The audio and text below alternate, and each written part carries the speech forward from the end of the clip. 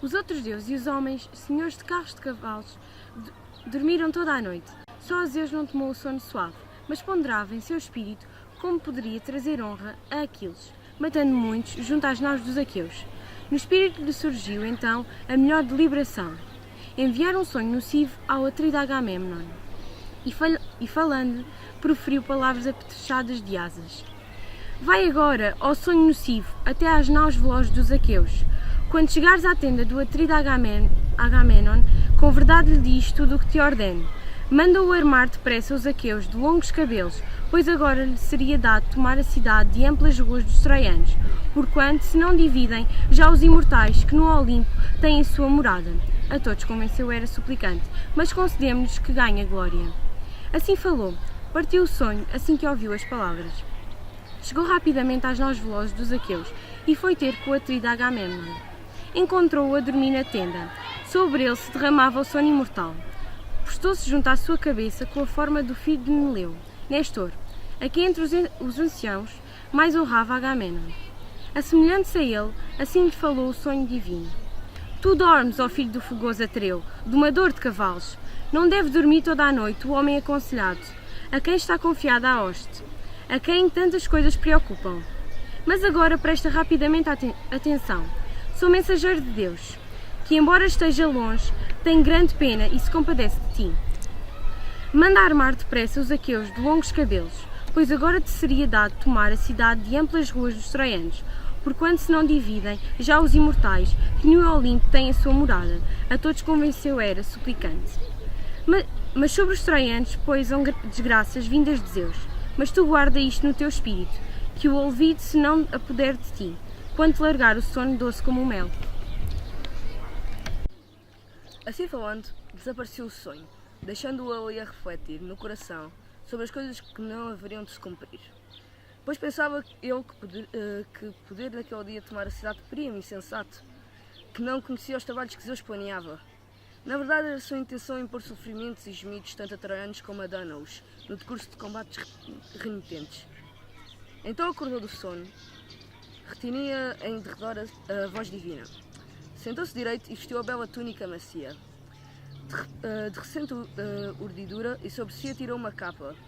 Nos pés resplandecentes, calçou as belas sandálias. Aos ombros atirou uma espada cravejada de prata e tomou o septo paterno, imperecível para sempre, com o qual se dirigiu às naus dos aqueus vestidos de bronze.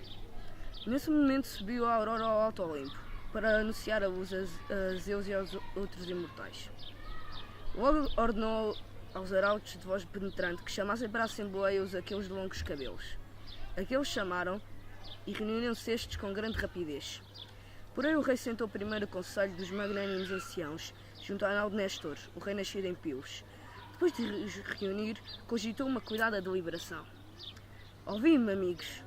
Veio ao meu encontro enquanto dormia um sonho da noite imortal. Ao divino Nestor muito se assemelhava no aspecto, na estatura e no porte. Postou-se junto à minha cabeça e assim me disse: Tu dormes, ó filho do fogoso Ateu, domador de cavalos.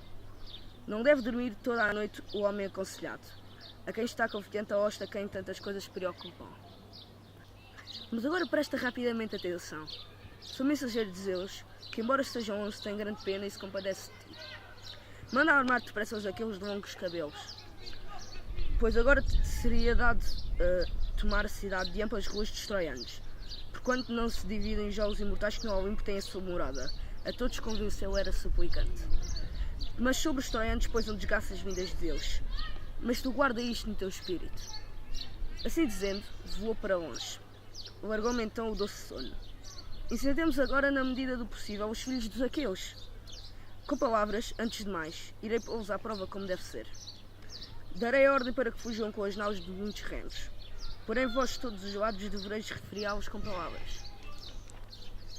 Tendo assim falado, voltou de novo a sentar-se. Entre eles se levantou Nestor, ele que era rei de Pilos Arnosa. Bem intencionado, assim se dirigiu à Assembleia. Ó amigos, regentes e comandantes dos argivos, se qualquer outro dos aqueus tivesse retratado este sonho, considerá-lo-íamos um logro e mais ainda o rejeitaríamos. Mas quem o viu é quem se declara dos aqueus o mais nobre. Incitemos na medida do possível os filhos dos aqueus. Assim falando, foi o primeiro a retirar-se da Assembleia. Por seu lado, se levantaram e obedeceram ao pastor do povo os reis detentores do sceptro, e por seu lado se apressava ao povo. Tal como se lançam as rachas das abelhas enxameantes de uma côncava rocha saindo uma atrás da outra sem cessar e esvoaçam em cachos sobre as flores da primavera, voando algumas por ali, outras porém por ali. Assim das naus e das tendas muitas raças marchavam em frente pela areia funda em grupos até à Assembleia. Entre eles lavrava como fogo o rumor, mensageiro de Zeus, impelindo-os a se reunirem. Em agitação turbulenta estava a Assembleia e a terra gemeu sob o peso dos homens sentados. Ouviam-se berros e com seus ritos tentavam nove arautos contê-los, para que parassem de berrar e ouvissem os reis criados por Zeus. Acuste-se sentar ao povo, contido nos seus assentos. Tendo já parado o clangor, levantou-se o poderoso Agamemnon, segurando o sceptro que com seu esforço fabricara Hefesto. Hefesto deu depois a Zeus Crónida soberano, e por sua vez o deus Zeus ao forte matador de Argos, Hermes soberano, que o deu a Pélops, condutor de cavalos. Por sua vez, de novo o deu Pélops a Atreu, pastor do povo, e Atreu, ao morrer, deixou-o a Tiestes, dos muitos rebanhos. Por sua vez, o deixou Tiestes a Agamemnon, para que o detivesse, assim regendo muitas ilhas, e toda a região de Argos. Apoiado contra o sceptro, assim falou ele aos argivos. Oh amigos, heróis dos Dânaos e escudeiros de Ares, grandemente me iludiu Zeus, Crónida, com grande desvario, Deus duro, que antes me prometera, inclinando a cabeça, que eu regressaria à casa depois de saquear Ilion de belas muralhas. Mas agora conjurou um dolo maldoso e manda-me voltar sem glória para Argos, depois de ter perdido tanto povo. É assim o belo prazer de Zeus, de supremo poder, que deitou por terra as cabeças de muitas cidades, e a outras ainda fará o mesmo. É que sua é a força máxima. Pois esta é uma vergonha de que ouvirão falar os vindouros, que deste modo, em vão, uma hoste tão numerosa e valorosa de aqueus, uma guerra guerreou, escusada e lutou contra homens em menor número, sem que por fim se visse qualquer finalidade. Se na verdade quiséssemos, tanto aqueus como troianos, celebrar leais juramentos para contarmos ambos os lados, e se reunissem os troianos, tantos quanto habitam os seus lares, e se nós aqueus nos organizássemos em grupos de 10, e se cada grupo escolhesse um troiano como escanção, muitos grupos de 10 não teriam quem lhes vertesse o vinho. Desta maneira, afirmo eu que os filhos dos aqueus excedem em número os troianos que habitam a cidade. Mas existem aliados de muitas cidades, homens que arremessam lanças, que me impedem e não me permitem a mim, que tanto quero, saquear a bem habitada de Ilion. Já passaram 9 anos do grande Zeus. Das naus apodrecem as madeiras, soltam-se as amarras. As nossas esposas e os nossos filhos pequenos estão sentados nos palácios à nossa espera. Mas a nossa tarefa está por cumprir, aquela por causa da qual aqui viemos. Mas façamos como eu digo e obedeçamos todos. Fujamos com as naus para a nossa amada terra-pátria, pois não tomaremos Troia, a cidade de amplas ruas.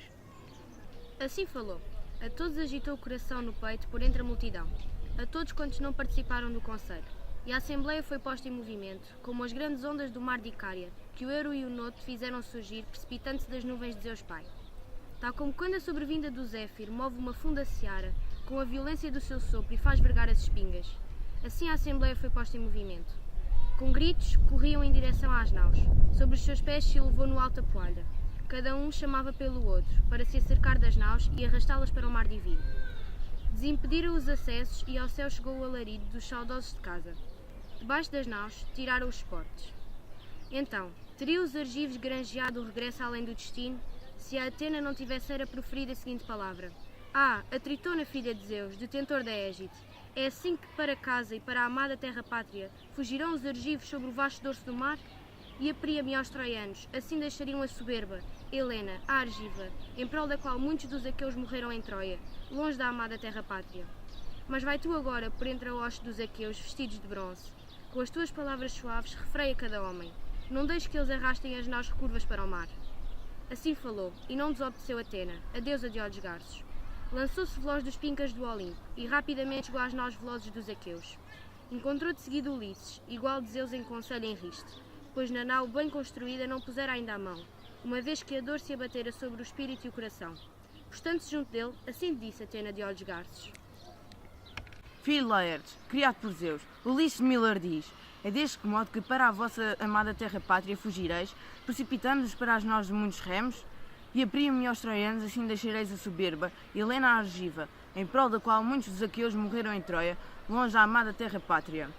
Mas vai agora, por entre a hoste dos aqueus, não fiques para trás, com as tuas palavras suaves refreia cada homem. Não deixes que eles arrastem as naus curvas para o mar. Assim disse, e ele reconheceu a voz da deusa que lhe falava. Caminhou depressa, atirando a capa ao chão, que apanhou o escudeiro Euríbates de Ítaca, que o servia. Foi ter com Agamemnon, filho de Atreu, e dele recebeu o cetro paterno imperecível para sempre. Segurando-o, foi entre as naus dos aqueus vestidos de bronze, se porventura encontrava um rei ou outro homem nobre, aproximava-se dele e com as palavras suaves o refriava. Desvairado, parece mal se estás como se fosse um cobarde. Senta-te agora e manda também sentar-se o teu povo, pois não sabes ainda ao certo a intenção do Atrida que agora os põem à prova, mas depressa castigará os filhos dos aqueus. Não vimos nós todos no conselho aquilo que ele disse? Que encolorizado, ele não faça mal aos filhos dos aqueus, pois orgulhoso é o coração dos reis criados por Zeus. É de Zeus que vem a sua honra, amam os Zeus, o conselheiro. Mas se porventura via um homem do povo metido numa rixa, batia-lhe com o cetro, repreendendo-o com estas palavras. Desvairado, senta-te, sossegado e ouve o que dizem os outros. Melhores que tu, não passas de um cobarde, de um fraco. Não contas para nada, nem na guerra, nem pelo conselho. Não penses que, aqui, nós aqui somos todos reis. Não é bom serem todos a mandar. É um que manda. Um é o rei, a quem deu o crónida de retorcidos conselhos, o cetro e o direito de legislar para que decida por todos. Autoritário, assim percorreu o exército, e para a Assembleia se precipitaram eles de novo. Do junto das naus e das tendas, com o estrondo da onda que no mar marulhante rebenta contra a longa praia e das profundezas sai um rouco bramido. Todos os outros se sentaram, contidos nos seus assentos. Só Tercites, de fala desmedida, continuava a tagarelar. Ele que no espírito tinha muitas e feias palavras, sem nexo e sem propósito, para vilipendiar os reis, embora o que acaso lhe ocorresse dizer fizesse surgir o riso entre os argivos. Era o homem mais feio que veio para Ília. Tinha as pernas tortas e era coxo num pé. Os ombros eram curvados, dobrando-se sobre o peito. A cabeça era pontiaguda, de onde despontava uma rala lanugem. Para Aquiles e Ulisses era ele especialmente odioso, pois contra ambos disparatava, mas agora era contra o divino Agamemnon, que gritava estridentes insultos. Muito irados contra ele estavam os aqueus no coração, mas ele gritava em voz alta e assim insultava Agamemnon. Filho de Atreu, estás descontente? Falta-te alguma coisa? As tuas tendas estão cheias de bronze e muitas mulheres escolhidas estão nas tuas tendas. Essas que nós, aqueus, te demos em primeiro lugar, quando saqueávamos uma cidade. Ou será o ouro que tu queres? O ouro que te tragam dos troianos, domadores de cavalos de Ília, como resgate pelo filho, que eu, ou outro dos aqueus, capturei e trouxe para aqui? Ou será uma mulher jovem, para ela te unires em amor, e para ficar só tu com ela? Parece mal ser quem manda neles a trazer as desgraças dos filhos de aqueus. Cobardes, tristes vergonhas, mulheres aqueias, já não aqueus. Regressemos a casa com as naus e deixemos aqui este homem, em Troia, para tirar proveito dos despojos. Para que veja se na alguma coisa também nós contribuímos ou não. Ele que há pouco desonrou Aquiles, melhor homem que ele, pois tirou-lhe o prémio devido à sua própria arrogância. Na verdade, não há raiva no coração de Aquiles, não quer saber. Se assim não fosse, ó Atrida, terias sido insolente pela última vez. Assim falou Tercites, insultando Agamemnon, pastor do povo. Rapidamente se postou junto dele o divino Ulisses. Fitando-o com sobrolho carregado, repreendeu-o com duras palavras. Tercites, de fala desbragada, embora até sejas bom orador, controla-te, não queiras entrar sozinho em conflito com reis, pois eu afirmo que não há criatura mortal mais abjecta que tu, entre todos que para debaixo de Ilione vieram com os Atridas. Por isso, não devias andar com os nomes dos reis na boca, nem preferir injúrias, nem preocupar-te com o regresso. Não sabemos ao certo como estas coisas se passarão, se nós, os filhos dos aqueus, regressaremos bem ou mal. Agora contra o Atrida Agamemnon, pastor do povo, lanças insultos porque lhe oferecem muitos prémios, os heróis dânamos. É assim que falas, com impropérios. Mas uma coisa te direi, coisa que se cumprirá.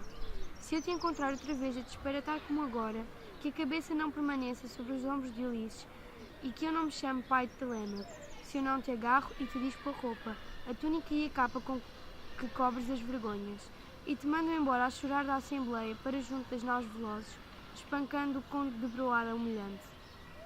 Assim falou, e com o ceptre bateu-lhe nas costas e nos ombros. Tercites agachou-se copiosamente, e escorriam lágrimas. Logo lhe apareceu nas costas um inchaço ensanguentado sob o ceptre de ouro. Mas sentou-se amedrontado e cheio de dores, com expressão desesperada limpou as lágrimas. Mas os outros, embora acabrunhados, riam-se aprazivelmente. Entre eles, um assim dizia, olhando de soslaio para o outro. Na verdade são os melhores os feitos de Ulisses, tanto na primazia dos conselhos como na autoridade guerreira. Mas esta foi a melhor coisa que ele fez entre os argivos, visto que cortou o palavreado a este caluniador desavergonhado. Não me parece que, doravante, o seu coração orgulhoso de novo o encoraje a insultar reis com palavras despuduradas. Assim falava a multidão. Levantou-se Ulisses, saqueador de cidades, segurando o ceptre na mão. A seu lado ia Atena de olhos garzes, semelhante a um arauto.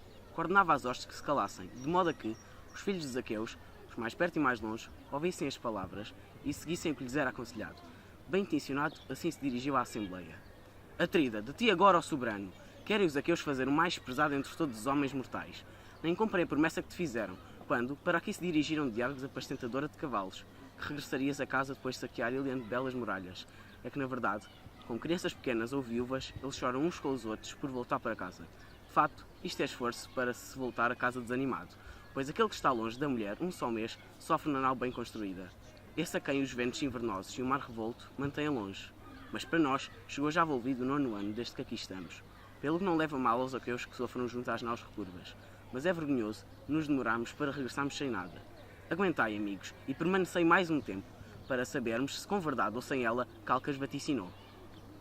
Pois todos sabemos isto nos corações, e todos vós sois testemunhas, todos que as divindades da morte não levaram ontem ou antes de ontem, quando as naus dos aqueus se reunirem em Aulis, trazendo desgraças a Príamo e aos troianos, e nós, em torno de uma fonte nos sagrados altares, sacrificávamos aos imortais e oferecíamos hecatombes, debaixo de um belo plátano, de onde fluía água transparente, foi então que apareceu um grande portento, uma serpente de dorso avermelhado, medonha, que ao Olímpio mostrara à luz do dia, deslizou debaixo do altar e atirou-se ao plátano, onde estavam as crias de um pardal, crias inocentes.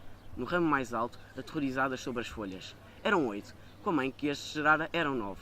Então a serpente devorou as crias que piavam de modo confrangedor, enquanto a mãe esvoaçava, chorando pelos filhos. Porém, a serpente enrolando-se apanhou a chorosa pela asa. Mas depois que devorou as crias e o próprio pardal, invisível fez a serpente, o Deus que a fizera visível. Em pedra a transformou o Crónida de retorcidos conselhos. E nós, ali em pé, nos espantámos com o que acontecera. Quando o portento terrível interrompeu a hecatombe, imediatamente nos deu Calcas o seguinte vaticínio. Porque vos mantendes em silêncio, ó que os de longos cabelos, a vós mostrou este grande prodígio Zeus conselheiro, que veio tarde, que tarde se cumprirá, mas cuja fama nunca morrerá. Tal como a serpente devorou as crias e o próprio pardal, eram 8, como em que já eram 9. Assim, durante igual número de anos, estaremos em guerra, mas no 10º ano saquearemos a cidade de amplas ruas. Foi assim que ele falou. E agora, na verdade, tudo se cumpre. Permanecei todos aqui, ó que os de belas Cnémides, até que tomemos a importante cidadela de Príamo. Assim falou. Os argivos levantaram grande alarido, e as naus em derredor ressoavam devido aos gritos dos aqueus, que elogiavam as palavras do divino Ulisses. Entre eles falou então Nestor de Gerénia, o cavaleiro. Na verdade, vós conduzis uma assembleia como se fosseis rapazinhos tolos, que nada percebem dos trabalhos da guerra. Aonde foram parar os nossos acordos e juramentos? Que se lancem então no fogo os conselhos e planos dos homens, as libações sem misturas, os apertos de mão em que confiámos. Inúteis são estas alterações com palavras, visto que expediente algum conseguimos encontrar, apesar de há muito aqui estarmos. Atrida, mantém como até aqui fizeste, sem incidências, o propósito. Rege os argivos, conduzindo-os para tremendos combates.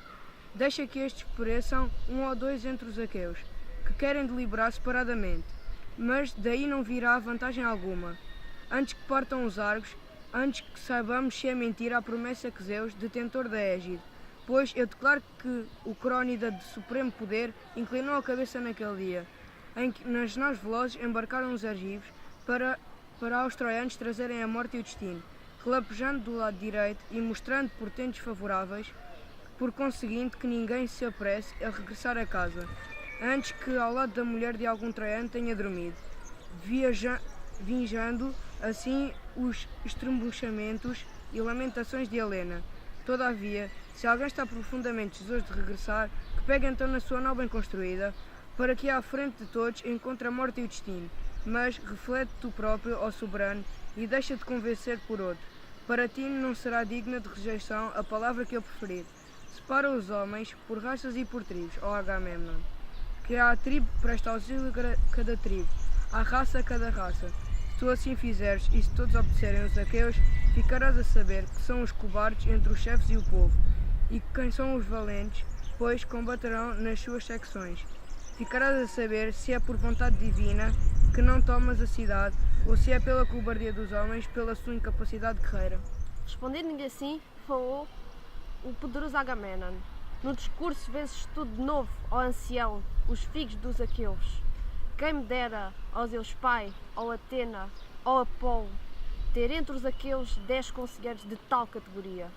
Rapidamente se vergaria a cidade de Príamo, soberano, e pelas nossas mãos seria tomada e saqueada. Mas a mim deu sofrimentos Zeus Crónida, detentor da Égide, que me atira para conflitos escusados e desentendimentos. Na verdade, por causa da donzela, eu e Aquiles entramos em conflito com palavras violentas. Comecei eu por me encolerizar. Se alguma vez nos voltarmos a unir em conselho, para os troianos não haverá mais adiantamento da desgraça, nem por um momento. E de agora tomar a vossa refeição, para podermos combater. Que cada um afie bem a lança e cuide bem do escudo. Que cada um dê bem de comer aos cavalos de pés velozes. Que cada um verifique bem o carro e pense na guerra, para que todo o dia sejamos postos à prova na guerra detestável, pois não haverá qualquer pausa, nem por um momento, até que chegue a noite para separar a fúria dos homens. Em torno do peito escorrerá de suor o talabarte do escudo, duplamente protetor. Cansaço sentir-se-á na mão que segura a lança. De suor escorrerá o cavalo enquanto puxa o carro polido. Mas àquele que eu encontrar longe da refrega, com vontade de permanecer junto às naus recurvas, para esse não haverá meio de fugir seguidamente aos cães e às aves de rapina.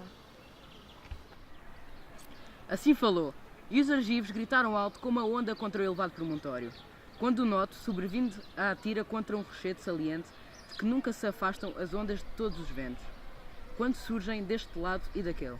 Levantaram-se para se dispersar depressa por entre as naus. Depois fizeram fogo nas tendas e tomaram a refeição.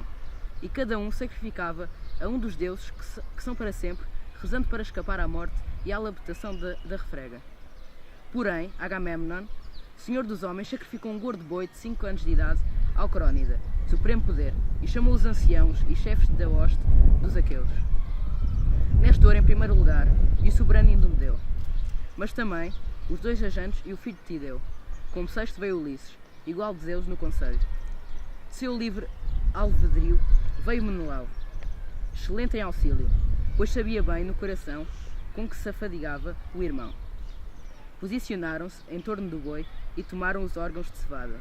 Entre eles rezou assim o poderoso Agamemnon: Gloriosíssimo Zeus, máximo, ó Deus da nuvem azul, que o éter habitas, que o sol se não ponha e não sobrevenha a escuridão, antes que ele tenha derrubado a sala de banquetes de Príamo, negra de fumo, e lhe tenha destruído as portas com fogo ardente, nem antes que tenha rasgado em torno do peito de Heitor a túnica com o bronze, e que em volta dele muitos companheiros mordam a terra ao baterem com a cabeça no chão. Assim falou, mas ele não concederia cumprimento Crónida. Aceitou o sacrifício, mas retribuiu-lhe com esforços incessantes. Depois que rezaram e atiraram os grãos de cevada, primeiro puxaram para trás as cabeças das vítimas e depois as degolaram e esfolaram. Cortaram as coxas e cobriram-nas com dupla camada de gordura, e sobre elas colocaram um pedaço de carne crua. Assaram-nas em espetos de madeira desnudados de folhas, e espetaram as vísceras, que assaram sobre a chama de Hefesto. Queimadas as coxas, provaram as vísceras, cortaram o resto da carne e puseram-na em espetos. Assaram-na com cuidado e dos espetos atiraram. Quando puseram termo ao esforço de preparar o jantar, comeram e nada lhes faltou naquele festim compartilhado. Mas quando afastaram o desejo de comida e bebida, entre eles tomou a palavra Nestor de Gerênia, o cavaleiro.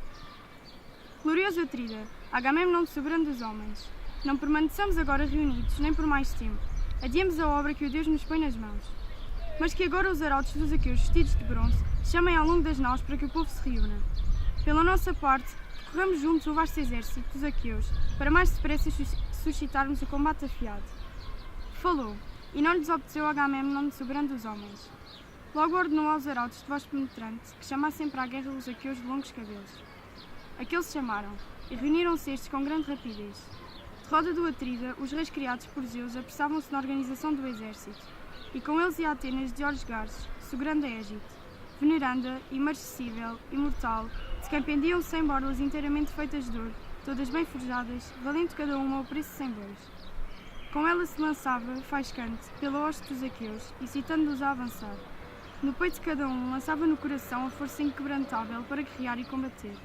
Então lhes pareceu a guerra mais doce do que regressar nas côncavas naus para a amada terra-pátria. Tal como o fogo violento incendeu uma enorme floresta, no cume da montanha em de longe se avistam as labaredas. Assim do bronze incontável daqueles que marchavam, subia pelo ar o fulgor resplandecente até ao céu. Tal como as muitas raças de pássaros providos de asas, gansos ou grous ou cisnes de longos pescoços, na pradaria asiática, junto às correntes do Castro, vão por aqui e por ali, radiantes com a força das asas, avançando à medida que gritam e toda a pradaria ressoa. Assim as muitas raças se entornaram das naus e das tendas para a planície do Escamandro, e de modo terrível ressoou a terra debaixo dos pés deles e dos cavalos. Posicionaram-se então na pradaria florida do Escamandro, aos milhares, como as folhas e as flores na época própria. Tal como as muitas raças de moscas enxameantes que zumbem através da propriedade do pastor na estação primaveril, quando o leite enche os baldes. Assim, contra os troianos estavam os aqueus de longos cabelos, posicionados na planície, desejosos de os desmembrar.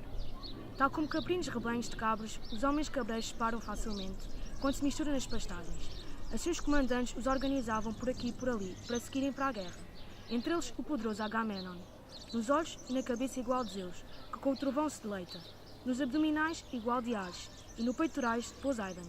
E tal como no rebanho de bois acima dos outros destaca o touro, pois ele é preeminência entre os bois arrebanhados, assim naquele dia concedeu Zeus ao Atrida que se destacasse no meio da multidão, o mais preeminente dos heróis. Dizei-me agora, ó musas que no Olimpo tendes vossas moradas, pois sois deusas, estáis presentes e todas as coisas sabeis. Ao passo que a nós chega apenas a fama e nada sabemos, quem foram os comandantes dos Dânaos e seus reis. A multidão eu não seria capaz de enumerar ou nomear, nem que tivesse 10 línguas, ou então 10 bocas, uma voz indefectível e um coração de bronze, a não ser que vós, musas olímpias, filhas de Zeus tentor da Égide, me lembrasseis todos quantos vieram para debaixo de Ilion, e numerarei os comandantes das naus e a ordenação das naus. Dos Beócios foram comandantes Leite e Peneleu, assim como Arcisilau e Protoénor e Clónio. Eles que na ilha habitavam em Aulis Rochosa, em Esqueno e Escoliaquione de muitas escarpas, e em Despeia e Graia e nos Passos Micalês. Eram eles que habitavam Arma e Elésio e Eritras, senhores de Hélion, mas também de Ila e de Pétion, de Ocália e de Médion, cidadela bem fundada, de Copas, Eutrésis e de Tisbe cheia de pombas. Habitavam Corneia e Eliar, de relva atapetado, senhores de Plateia que habitavam Glisas, senhores de Hipotebas, cidadela bem fundada, e do sagrado Onqueste, reluzente bosque de Poseidon, que detinha Arne rica em vinhas e Mideia, a sacratíssima Nisa e Antédon, junto do mar. Destes vieram 50 naus, em cada uma embarcaram 120 mancebos dos Beócios. Os que habitavam Esplédon e Orcómeno dos Mínias. Desses eram chefes Ascálafo e Almeno, filhos de Ares, a quem geraram, em casa de Actor, filho de Azeu, Astíoca, a virgem venerada. Depois subiu para o tálamo com Ares possante, pois em segredo ele dormira com ela. Alinhavam com estes côncavas naus em número de 30. Dos Fócios eram comandantes Esquédio e Epístrofo, filhos de Ífito, filho do magnânimo Daubolo. Eram senhores de Cipariço e de Pítone Rochosa, de Sacratíssima Crisa, de Dális e de Panopeu. Eram eles que habitavam Anemoreia e Ampolis, vivendo junto do Cefiso, rio divino. Detinham ainda Lileia, junto da nascente do Cefiso. Com eles seguiam os claros naus em número de 40. Posicionaram com eficiência o alinhamento dos Fócios, preparados para a luta com os Beócios, do lado esquerdo. Dos Lócrios era comandante o rábido Ájax, filho de Oileu, o menor dos dois agentes, sem a estatura de Ájax, filho de Telamon, era menor de longe. Era baixo e vestia um colete de linho, mas com a lança era superior a todos os helenos e aqueus. Eram estes que habitavam Sino, Iopoente e Caliaro, Bessa e Escarfa e as agradáveis Augeias, Tarfa e Trónio, junto às correntes de Bugário.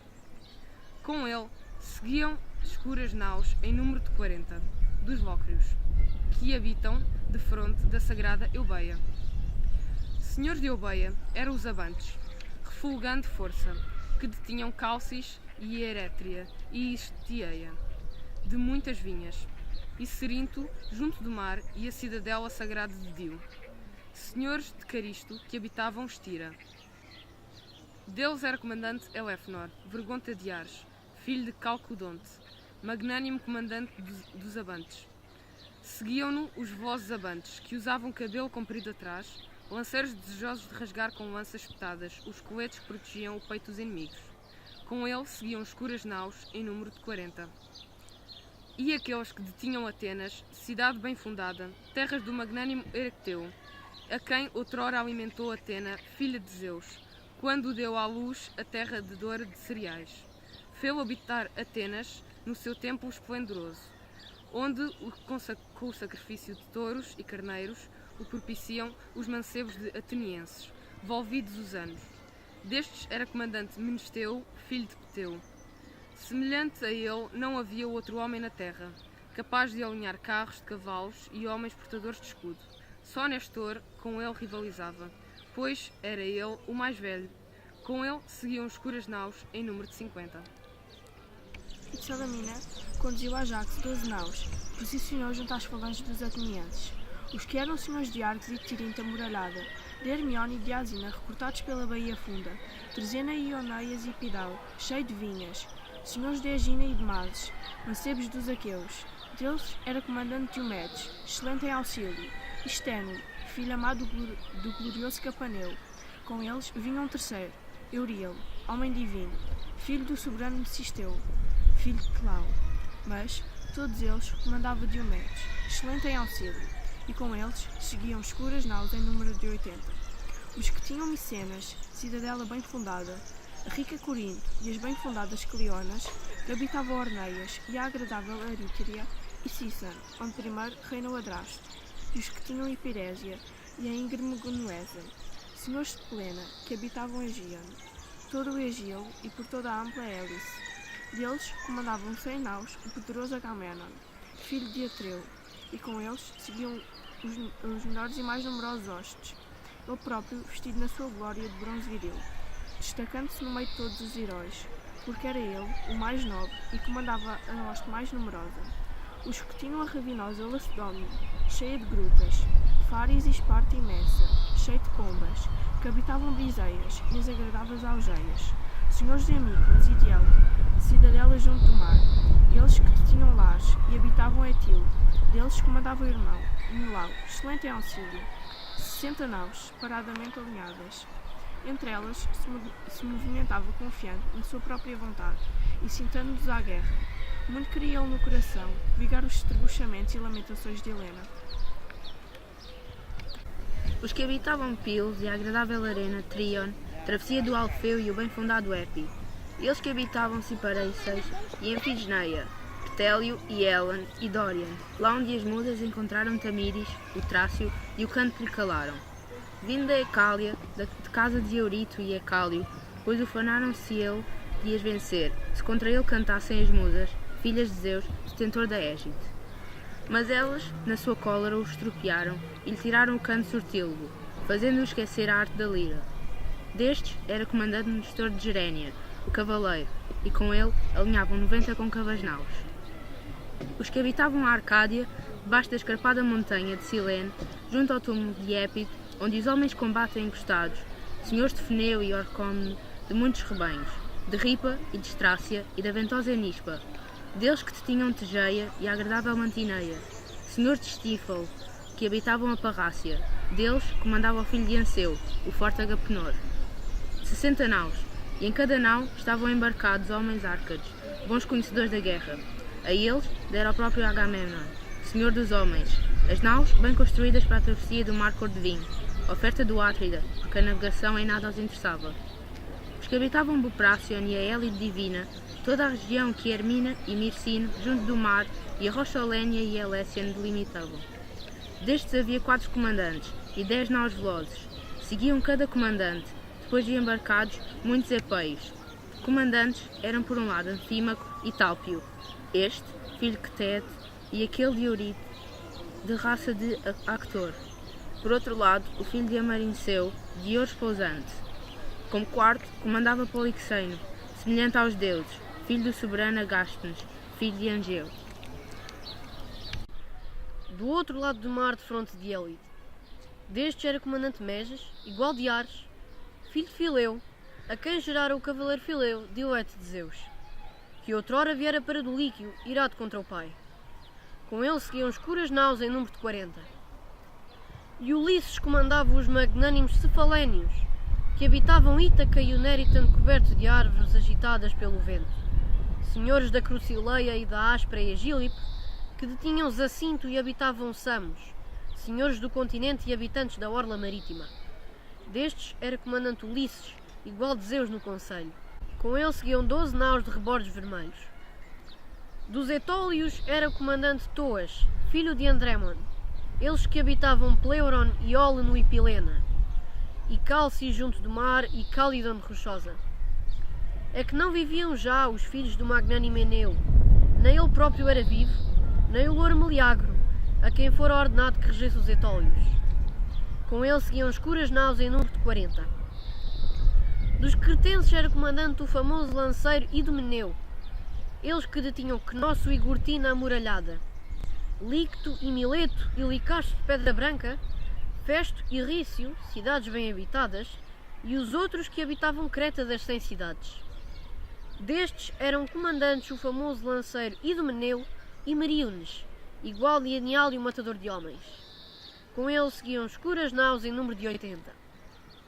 E Tlepólemo, filho de Hércules, homem alto e valente, conduzia de Rodes 9 naus de orgulhos ródios, eles que habitavam Rodes divididos em 3.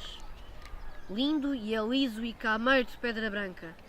Destes era comandante o famoso lanceiro Tlepólemo, que a Estioqueia deu à luz devido à força de Hércules. Ela que fora trazida de Éfide, junto do rio Seleix, saqueadas muitas cidades de guerreiros criados por Zeus.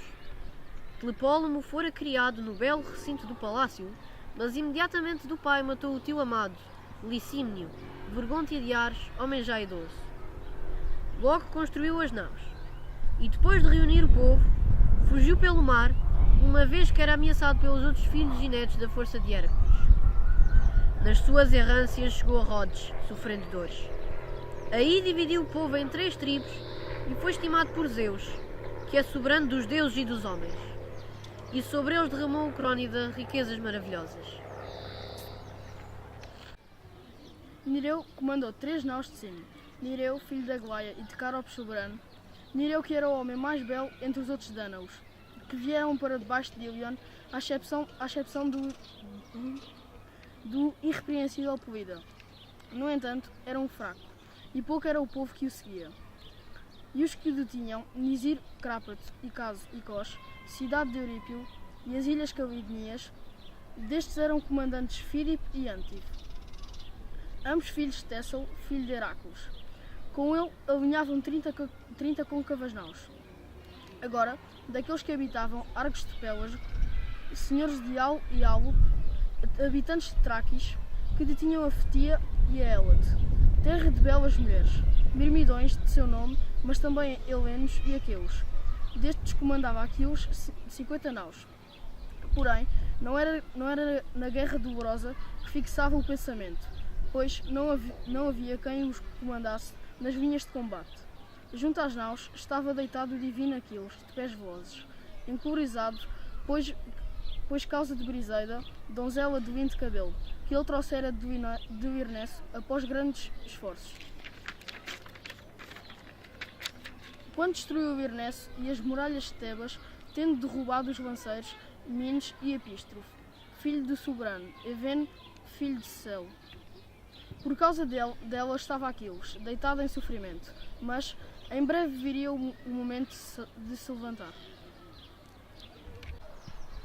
e aqueles que detinham Filas e o florido Píramo, santuário de Deméter, e Iton, mãe dos rebanhos, e Antron, junto do mar de Petélio, da relva atapetado. Destes fora o comandante o belicoso por Tesilau, quando era vivo, mas cobria agora a terra negra. Com ambas as fases dilaceradas, a esposa ficara em Filas, na casa incompleta. Quanto a ele, mataram o Dárdel, quando saltava da nau e de longe o primeiro dos aqueus. Porém, não ficaram sem comandante, apesar das saudades, mas comandavam os pedaços, Vergonte de Ares, filho de Ífico, filho de Filas, rico em rebanhos, ele próprio, irmão do Magnâmio, por Tesilau, nascido depois, mas o outro era melhor e mais velho, o belicoso herói, por Tesilau.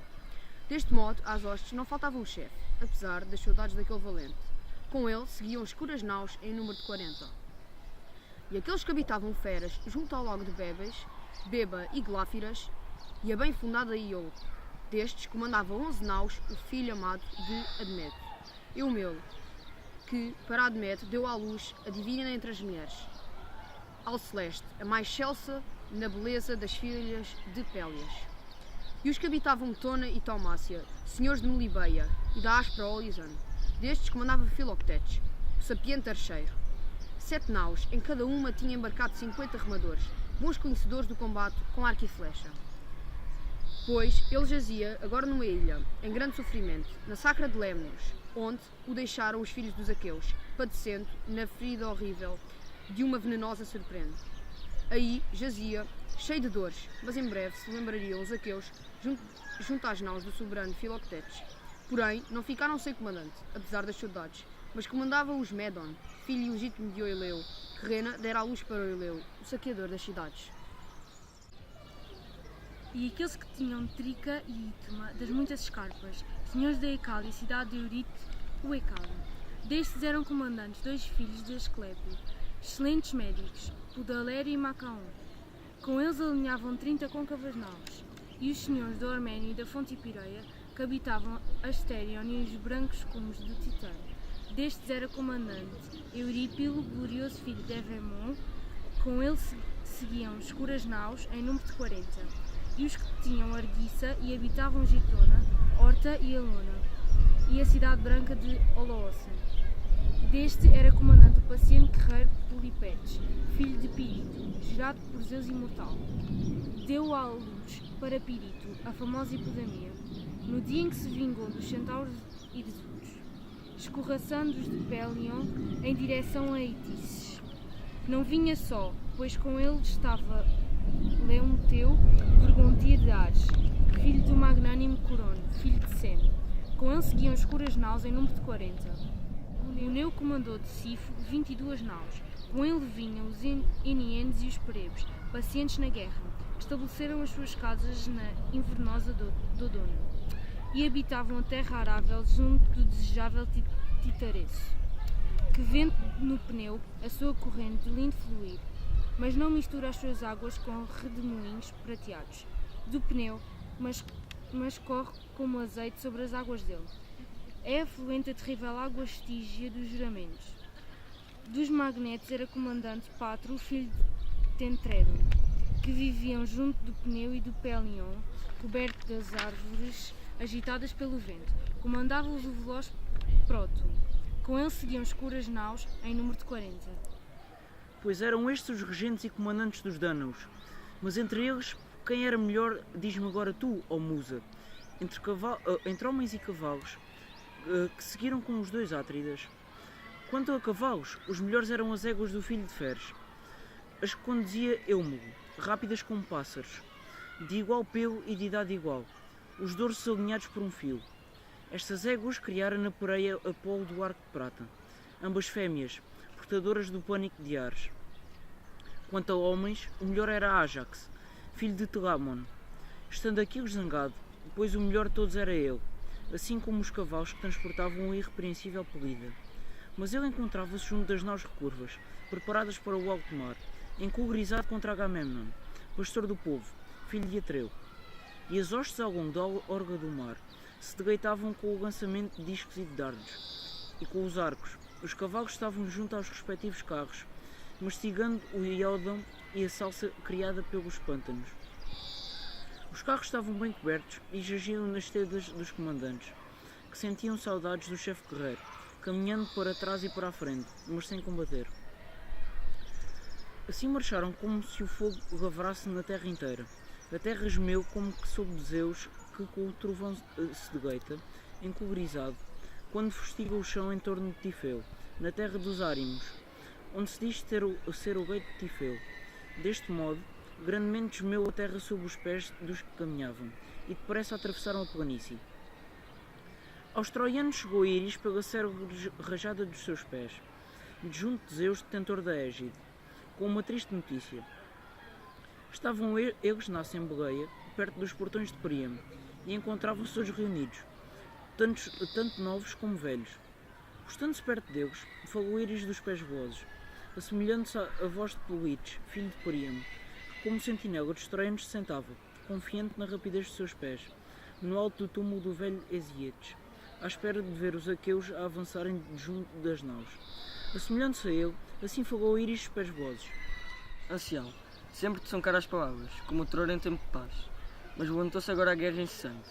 Na verdade, entrei já em muitos combates de homens, mas nunca vi um exército como este, nem tão numeroso. Pois é como as folhas ou como os grãos de areia que eles avançam, para combater contra a cidadela. Heitor, a ti em especial faço este apelo, faz como te digo. É que na grande cidade de Príamo estão muitos aliados, e têm em sua própria língua cada um destes homens dispersos. Que cada um faça um sinal àqueles que estão sob o seu comando, e que os conduza para fora, uma vez organizados os cidadãos.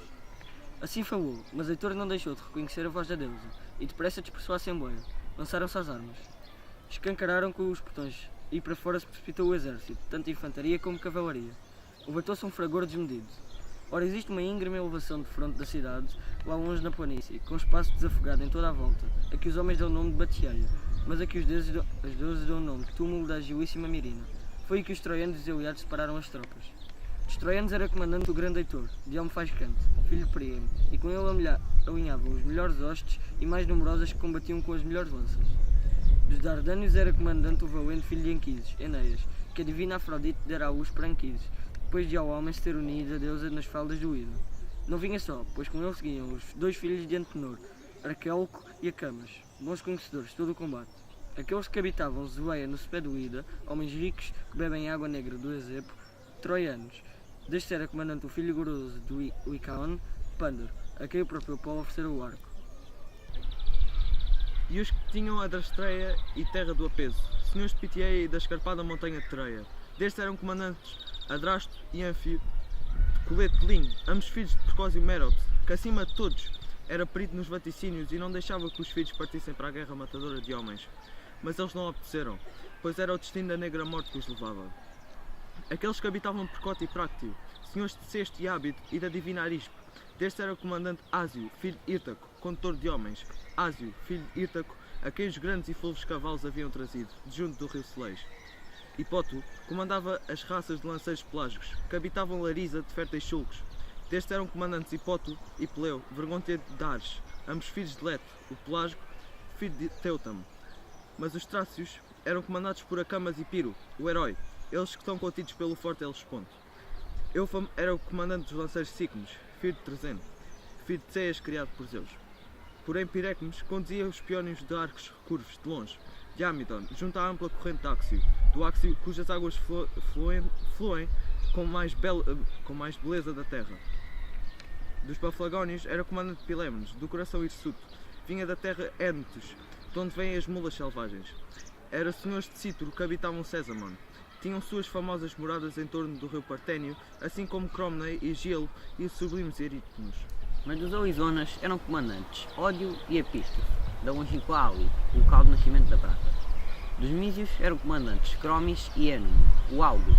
Porém, não evitou o destino da morte, apesar dos augúrios, mas foi subjugado nos rios às mãos dos velozes Aquiles, quando dizimava os troianos e também outros. Forcis e o divino Ascânio comandavam os frígios, da longínqua Ascânia, desejosos de combater na refrega. Dos Miónios eram comandantes Méstulos e Antifo, filhos de Tuémenes. Deram-os à luz a ninfa do lago Gigeu. Mandaram os Miónios, que nasceram debaixo do Temolo. Nastes comandou de novo os Cários de Bárbara Fala, senhores de Mileto e da montanha de Fetires com alta folhagem, das correntes de Meandro e dos altos píncaros de Mícalo. Destes eram comandantes Anfímaco e Nastes e Anfímaco, filhos gloriosos de Nómion. Saiu ele para a guerra, todo vestido de ouro, como uma donzela, o Estulto, pois não foi por isso que evitou a morte dolorosa, mas foi subjugado nos rios às mãos do voz Aquilvo. Foi o fogoso Aquilvo que lhe ficou com o ouro. E Sarpedon e o irrepreensível Glauco eram comandantes dos Lídios, da longínqua Lídia, junto dos turbulinhos dos santos.